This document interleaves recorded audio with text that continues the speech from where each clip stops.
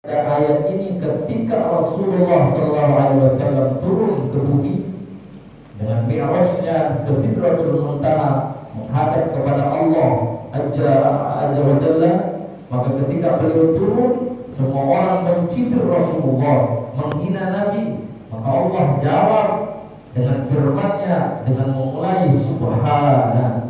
Karena subhana ini dipakai untuk apa? Sesuatu yang dimana dipakai ada hal luar biasa. Ketika ta'ajub maka kita akan memberikan mengucapkan kalimat subhanallah.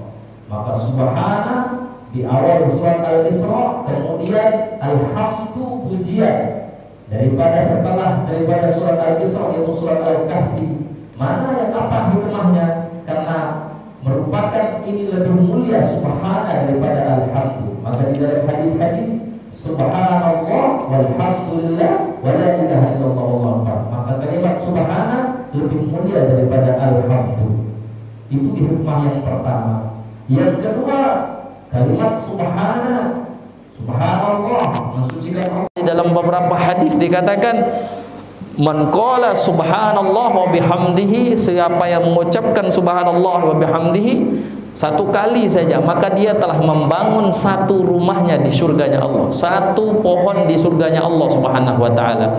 Sekali kita mengucapkan kalimat subhanallah wa bihamdihi. Maka kenapa Allah memulai kalimat subhana? Karena ini lita'ajjub, untuk memuliakan sesuatu yang luar biasa. Kalimat ta'ajjub itu adalah subhana, membantah orang-orang yang dimana mereka tidak mempercayai baginda Nabi Muhammad. Kemudian Allah lanjutkan dengan kalimat alladzi asra. Asra itu dikhususkan oleh para ulama dalam tafsirnya, itu adalah khusus perjalanan malam. Karena ada, kalau di perjalanan itu ada bahasa Arabnya juga safar, perjalanan jauh, dan yang lain-lain, tapi khusus asra ini diperuntukkan perjalanan khusus di waktu malam. Lalu kenapa di waktu malam? Rata-rata para nabi itu diperjalankan di malam hari. Nabi Allah Musa pergi bermunajat di malam hari. Nabi Allah Ibrahim hijrah di malam hari. Termasuk Nabi Allah Lut ketika disuruh kabur dari tempatnya, ketika azab itu mau diturunkan di bala di tempat itu, Nabi Lut pergi di malam hari. Dan setiap waktu malam para nabi itu lebih banyak bermunajat di malam hari. Maka kemuliaan waktu malam ini luar biasa, sehingga baginda Nabi Muhammad sendiri tidak dilahirkan di waktu siang, tapi dilahirkan di waktu malam. Maka kalau kita tanyakan kenapa waktu sepertiga malam itu waktu yang paling mulia, satu sebab musababnya karena disitulah dilahirkan Nabi Muhammad SAW. Siapa yang menempel di tempat yang mulia maka ikut jadi mulia. Karpet masjid kalau ditaruh di istana presiden sekalipun maka tetap diinjak pakai sepatu, Bang. Tapi ketika sesederhana apapun karpet, kalau ditaruh di masjid orang nggak berani nginjak pakai sepatu.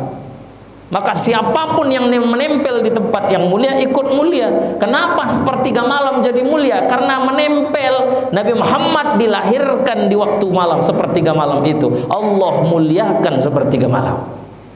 Maka rata-rata para ulama, rata-rata para nabi itu lahirnya di beribadahnya di waktu malam. Sayyidina Utsman termasuk para sahabat dan aslafun shalihin, ibadahnya mereka bagaimana? Sayyidina Utsman 30 juz dalam satu malam, satu rakaat beliau salat. Ketika ditanya, wahai Utsman berapa rakaat? 30 juz dalam satu rakaat. Al-Imam Abu Hanifah 30 juz dalam satu rakaat. Ada seorang ulama yang 30 juz satu rakaat. Rakaat keduanya membaca qul huwallah sampai ratusan kali waktu malam. Bahkan Sayyidina Ali Zainal Abidin, cicitnya Sayyidina Muhammad, itu karena syukurnya beliau ada rasa syukurnya kepada Allah setiap beribadah, karena nikmat yang paling nikmat itu adalah ibadah kepada Allah. Beliau bisa sholat 3000 rakaat satu malam. Ada seorang ulama perempuan, wali perempuan namanya yang terkenal Rabi'atul Adawiyah. Beliau dulu penari raja, tapi tobat meluapkan kecintaannya kepada Allah sehingga beliau pada titik ma'rifat mengenal Allah yang luar biasa, tertumbuh kecintaannya kepada Allah sehingga nggak ada yang lebih indah kecuali Allah, tidak ada yang lebih dia cintai kecuali Allah. Sesuai yang dikatakan oleh para ulama, kalau engkau ingin merasakan manisnya cinta kepada Allah, hilangkan dan lenyapkan kecintaanmu kepada dirimu sendiri. Maka inilah yang diterapkan oleh seorang ulama perempuan, seorang wali perempuan namanya Rabi'atul Adawiyah. Maka setiap malam beliau bisa sholat 3.000 rakaat.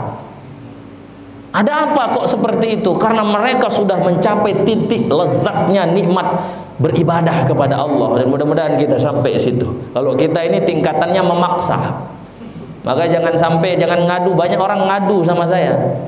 Ustadz, saya ini kok sulit sekali ibadah. Ketika azan berat nah hati nah ibadah. Bukan kamu saja, saya sampai sekarang juga begitu. Kenapa? Memang tingkatan kita tingkatan memaksa. Jangan sok-sok antum ringannya ibadah, nggak ada itu. Karena tingkatan kita ini masih tingkatan memaksa.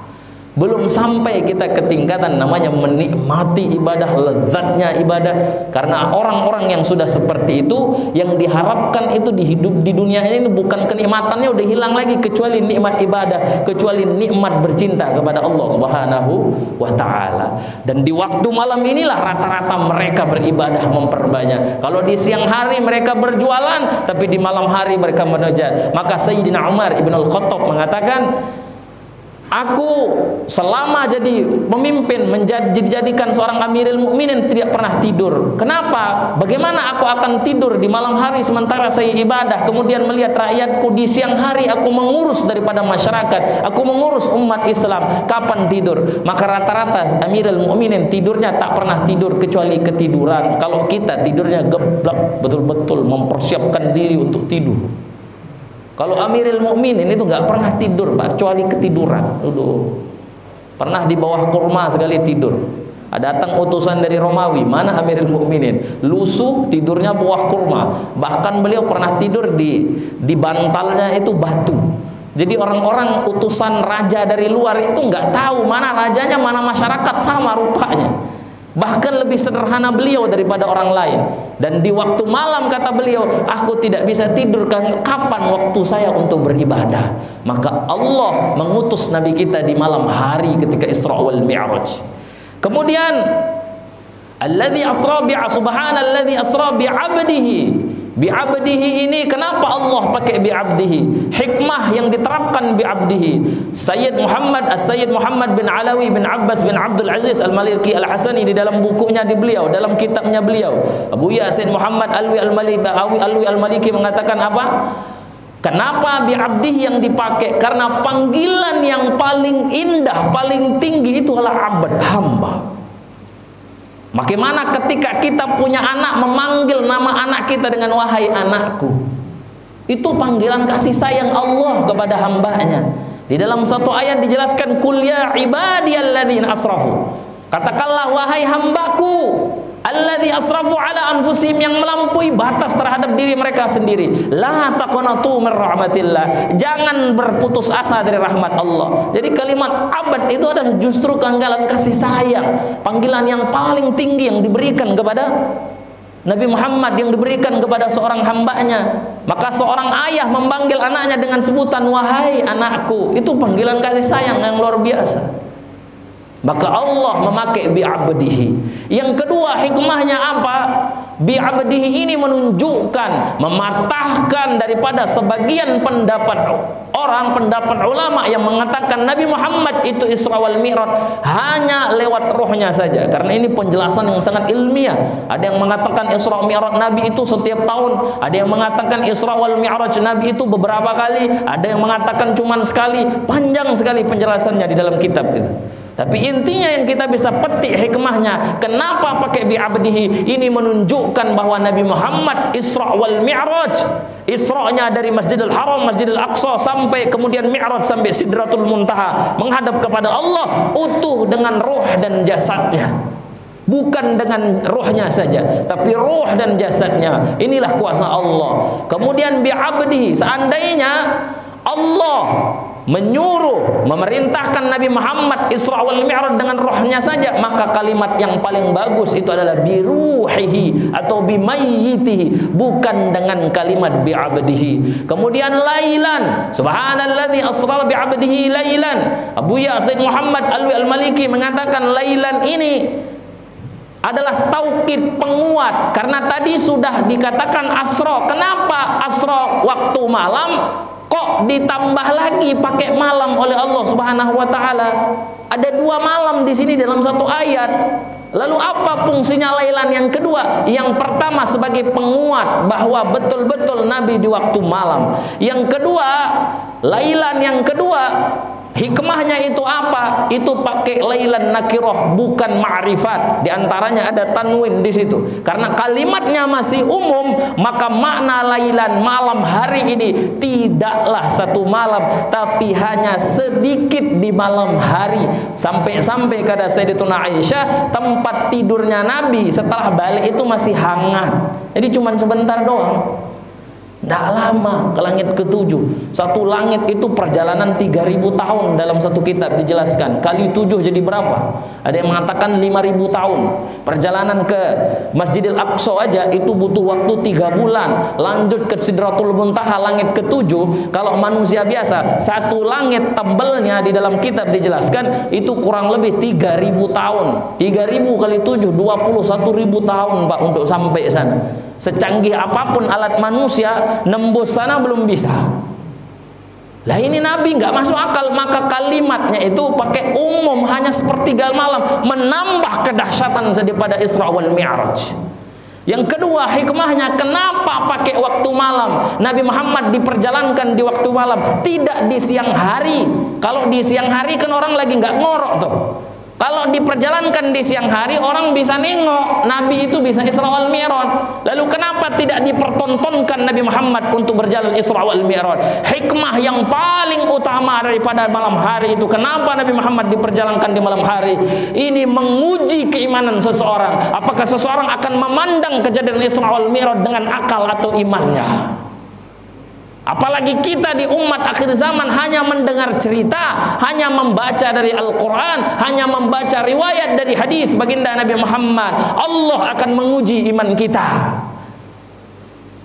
Maka apakah kita akan percaya kepada agama ini atau tidaknya? Maka Allah uji setiap orang yang mendengar cerita Isra wal Mi'raj, karena dia tidak melihatnya, apakah dia mengambil agama dengan iman atau akal pikirannya. Maka ketika Nabi turun ke muka bumi, semua orang menentang Nabi. Abu Jahal, Abu Lahab, sampai dia menghadap kepada Abu Bakar. Lihat sahabat ente, wahai Abu Bakar, dia udah gila.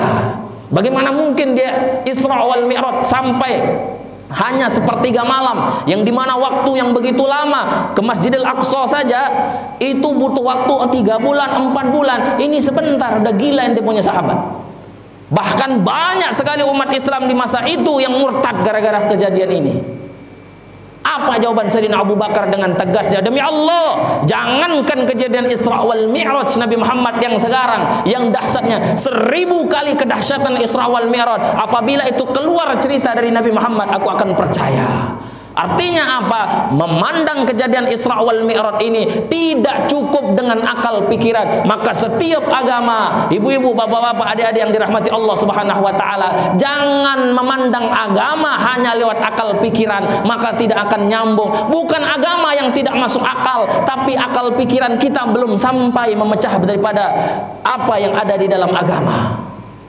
Kalau orang hanya pakai akal, kata Sayyidina Ali, maka khob, lihat, khob itu kalau dibasuh atasnya, yang kotor bawahnya, yang kentut kita punya pantat, tapi yang basuh muka.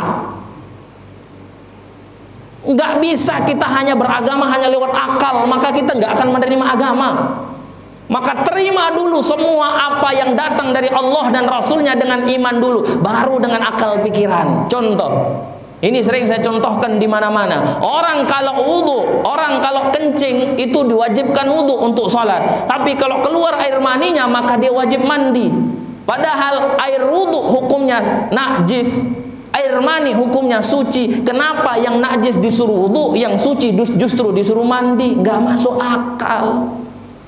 Lalu bagaimana kita mecahkan? Terima aja, sami'na wa ata'na. Kita dengar perintah Allah, dengar perintah Rasul, taati. Jangan dulu dipikirin, kok nggak masuk akal. Jangan, karena agama ini tidak berdiri dengan dasar akal pikiran. Bukan berarti agama tidak masuk akal. Setelah kita terima dengan iman, baru kita pikirin, kenapa Allah nyuruh kok wudu pakai, kemudian kita disuruh ketika kencing disuruh wudu, keluar air mani justru disuruh mandi. Diterima dulu. Bayangkan kalau kita setiap wudu kemudian mandi, setiap kencing mandi, setiap kencing mandi, masya Allah, lele banyak di sini Pak. Yang repot Pak polisinya ini, lagi tugas buka seragam, kenapa bu kencing mau sholat, mandi dulu. Habis itu apalagi yang kencing manis, sebentar-bentar kencing, mandi lagi. La ilaha illallah, kelebihan glowing nanti kalau kata anak-anak perempuan ini. Kan begitu. Maka terima agama ini dengan iman dulu, baru kita pikirkan. Tidak bisa asas agama ini kita pikirkan saja, nggak bisa. Tapi iman yang akan membahas tentang agama. Yang berikutnya, ini habis waktunya untuk ayat ini aja ini. Sebenarnya banyak perencanaan saya ini. Ini jam berapa ini? Jam 7 lebih ini. Sedikit lagi. Subhanalladzi asra bi 'abdihi lailan minal masjidil haram. Kemudian dari Masjidil Haram. Kenapa Masjidil Haram dinamakan Masjidil Haram? Karena Masjidil Haram ini disinilah diharamkan sesuatu yang dibolehkan di tempat lain. Tidak boleh membunuh binatang di situ. Tidak boleh menebang pohon sembarangan di situ.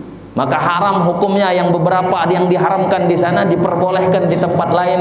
Maka dinamakan Masjidil Haram. Di situ juga di tempat dilarang ketika kita ihram. Apa diantaranya? Kalau kita ihram itu dilarang pakai minyak wangi namanya, maka dinamakan Masjidil Haram. Maka kemuliaan Masjidil Haram ini apa? Siapa yang sholat di Masjidil Haram, maka lebih baik daripada sholat 100.000 kali daripada di tempat lain. Lebih baik, berarti 100.000 kali sholat kita di sini, itu 1 kali di Masjidil Haram, itu masih lebih baik di Masjidil Haram. Bayangkan itu. Dan semua ibadah dilipat gandakan di Masjidil Haram, apapun, termasuk dosa. Dosa kalau kita sekali berdosa juga sama, dilipat gandakan juga. Jangan senang-senang antum nanti macam-macam di Masjidil Haram itu. Ada orang, kata Buya Hamka di dalam kitab tafsir Al-Azharnya beliau, ada orang ketika itu mengatakan apa? Buya, kok di situ saya ketemu sama orang-orang yang tidak baik, pelacur lah, padahal saya di Masjidil Haram. Kata beliau, yang kamu cari itu sih. Coba kamu cari yang baik-baik, nggak akan jumpa ente. Yang dipikirin, kata orang, dia sebelum ke Mekah diceritain di Mekah banyak pelacurnya, jadi dipikirin terus tuh. Akhirnya sampai Masjidil Haram sendiri jumpa juga hal-hal begitu. Makanya jangan macam-macam kita kalau di Masjidil Haram. Kemuliaannya 100.000 kali daripada sholat balai. Kemudian dinamakan Masjidil Haram. Kenapa? Karena disitulah diharamkan sesuatu yang diperbolehkan di tempat lain, beberapa hal. Kemudian ilal Masjidil Aqsa, biar kita singkat sedikit ini. Kenapa dinamakan Masjidil Aqsa? Aqsa dinamakan Masjidil Aqsa karena tempatnya, kata para ulama, sangat jauh. Tempatnya sangat jauh, maka dinamakan Masjidil Aqsa. Lalu lebih dulu mana Masjidil Haram dengan Masjidil Aqsa dibangun? Kalau dalam catatan sejarah tetap Masjidil Aqsa lebih dulu, tapi di dalam hadis diterangkan Masjidil Haram lebih dulu dibangun 40 tahun, baru setelah itu Masjidil Aqsa. Lalu siapa? Kenapa kok seperti itu? Sebagian ulama mengatakan yang dimaksud Masjidil Haram itu sangat banyak penjelasannya di situ. Karena Masjidil Haram disebutkan beberapa kali di Al-Quran. Ada yang mengatakan Masjidil Haram, kata sebagian ulama, itu pendapatnya itu adalah apa? Ka'bah. Maka Ka'bah lebih dulu dibangun 40 tahun baru Masjidil Haram. Apakah Nabi Sulaiman yang membangun? Khilaf para ulama. Ada yang mengatakan Nabi Sulaiman tidak membangun Masjidil Aqsa, cuman memperbaiki bangunan yang sudah rusak, yang dibangun oleh seorang nabi, maka dibangun lagi oleh Nabi Sulaiman. Bukan Nabi Sulaiman yang membangun. Ada yang mengatakan juga Nabi Sulaiman yang membangun. Kalau Nabi Sulaiman yang membangun, maka hadis ini kontradiksi dengan hadis tadi cuma 40 tahun. Sementara jarak Nabi Ibrahim dengan Nabi Sulaiman itu sangat jauh. Maka mana yang benar? Maka sebagian ulama yang lebih pantas kita akui bahwa Nabi Sulaiman hanya memperbaiki Masjidil Aqsa. Masjidil Aqsa dinamakan Masjidil Aqsa karena tempatnya sangat jauh. Linuriyahu min ayatina wa subhanalladzi asra bi 'abdihi lailan minal masjidil haram ilal masjidil aqsa alladzi barakna haulahu, yang diberkahi sekelilingnya. Maksud apa? Bumi-bumi di Masjidil Aqsa itu diberkahi oleh Allah Subhanahu wa taala. Hadirin yang dirahmati Allah Subhanahu wa taala. Singkat yang berikutnya masalah Isra wal Mi'raj, ini sudah kita tafsirkan sedikit tadi tentang ayatnya biar kita paham. Yang kedua, yang ayat ini perlu kita perhatikan. Ini dengarkan baik-baik. Ini bukan ayat tentang Isra wal Mi'raj, tapi ayat Isra, bukan Mi'raj. Paham tidak? Ini ayat Isra, bukan ayat Mi'raj. Ayat Mi'rajnya itu dipisah di mana? Surat An-Najm. Masuknya surat An-Najm, wan najmi idza hawa ma dhalla sahibukum wa ma ghawa. Sampai beberapa ayat. Maka kenapa surat Isra dipisah dengan surat Al-Mi'raj? Ini menandakan tanda bahwa hikmahnya dipisahkan antara ayat Isra dan Mi'raj, menandakan bahwa dakwah kita itu berangsur-angsur. Orang kalau udah percaya Isra, insya Allah percaya Mi'raj. Jadi tidak digabung jadi sekali, dipisahkan oleh Allah ayatnya. Ini jangan orang salah paham. Ini ayat dalil tentang Isra wal Mi'raj, salah. Subhanallah itu dalil tentang Isra. Mi'rajnya dalilnya ada di surat An-Najm. Nah, itu satu hikmahnya. Yang berikutnya, ini poin-poin saja ini. Udah jam berapa ini? Nah, 19.13. Habis tentang tafsir aja kita malam ini. Kemudian kita lanjutkan. Kejadian Isra wal Mi'raj Nabi Muhammad itu tepat tanggal 27 Rajab di malam hari. Beliau diperjalankan oleh Burak, kemudian digiring oleh Jibril alaihi salam, kemudian digiring juga oleh malaikat Mikail. Apa fadilah Jibril? Saya mau bahas tentang sholat sebenarnya, tapi kita nggak cukup. Insya Allah ke pertemuan berikutnya nanti saya jelaskan rincinya dulu. Jibril alaihissalam, kemudian malaikat Mikail. Nabi pernah ditanya tentang kelebihan malaikat Jibril. Ketika itu Nabi datang, ada orang bertanya kepada beliau, siapa malaikat yang paling mulia? Nabi katakan, aku tidak tahu. Maka datang Jibril, maka diberitahukan malaikat yang paling mulia pertama Jibril alaihissalam, yang kedua malaikat Mikail, malaikat Israfil, dan malakal maut. Besarnya malaikat Jibril, kalau di dalam hadis, di dalam satu kitab dijelaskan sayapnya sebanyak 360 sayap. Satu sayap Jibril itu sebesar dunia. Maka Nabi Muhammad pernah nengok dua tempat. Salah satunya di Sidratul Muntaha. Ketika di dunia beliau pernah menengok malaikat Jibril, pingsan berdiri Nabi. Kalau kita mati di tempat, Pak. Besarnya Jibril, beliau punya sayap 360 sayap. Satu sayap sebesar dunia. Bayangkan, sayapnya aja 360. Kemudian malakul maut, beliau punya besar. Air di seluruh dunia ditumpahkan di kepalanya malakul maut, itu tidak akan sampai ke bawah, saking besarnya malakul maut. Maka itu kemudian malaikat Mikail. Jadi ada 4 malaikat yang paling pertama diciptakan Allah. Pertama Jibril, kemudian Mikail, Israel, dan Israfil. Dan 4 malaikat inilah yang nanti yang terakhir akan dimatikan oleh Allah Subhanahu wa taala. Dari yang semua makhluk sudah dimatikan, mana 4 malaikat ini yang jadi sisanya. Yang terakhir dimatikan malaikat Jibril. Yang paling sakit disiksa ketika dicabut nyawa siapa? Iblis. Maka teriakannya iblis itu luar biasa teriaknya. Kalau kita masih hidup mungkin kita akan tuli semua ketika mendengar teriakan iblis ketika dicabut nyawa nanti.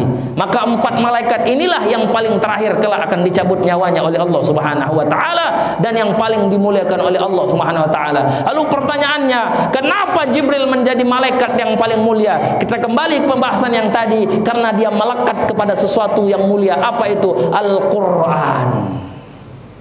Karena Jibril fungsinya, apa tugasnya beliau itu membawa Al-Quran, maka beliau diberikan satu gelar yaitu Ruhul Qudus, seorang malaikat yang paling mulia oleh Allah Subhanahu wa taala, dan dimuliakan karena sebab membawa sesuatu yang mulia yaitu Al-Quran. Maka kalau kita rajin baca Quran, insya Allah kita akan dimuliakan oleh Allah Subhanahu wa taala. Poin berikutnya tentang Isra wal Mi'raj. Ini masih belum bisa, ya kan? Poin berikutnya tentang Isra wal Mi'raj, kita sedikit membahas tentang solat, ya, karena ini perintah solat. Karena ketika beliau sampai ke langit ketujuh, kita sudah mendengar semua ini kisah. Beliau menghadap kepada Allah, diperintahkannya solat dari 50 waktu sehingga diberikan hanya 5 waktu. Itu maka kita berterima kasih kepada Nabi Allah Musa alaihissalam, karena beliau ketika berjumpa tak mampu ente punya umat ya Muhammad, balik lagi dia berdoa sampai 5 kali. Itu sudah dengar itu cerita.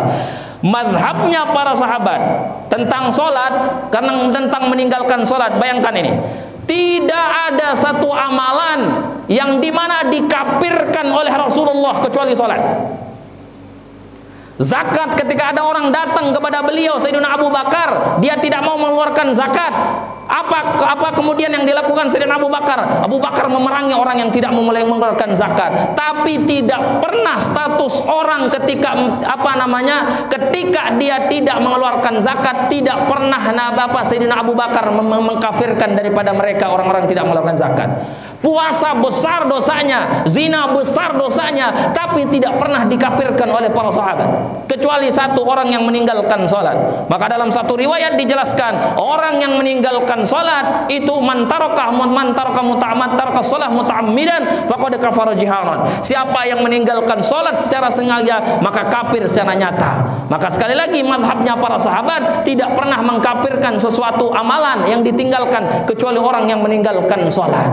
Maka mazhab Syafi'i, ketika orang meninggalkan sholat dulu di negara Islam itu dipenggal kepalanya, walaupun itu terbagi menjadi 2.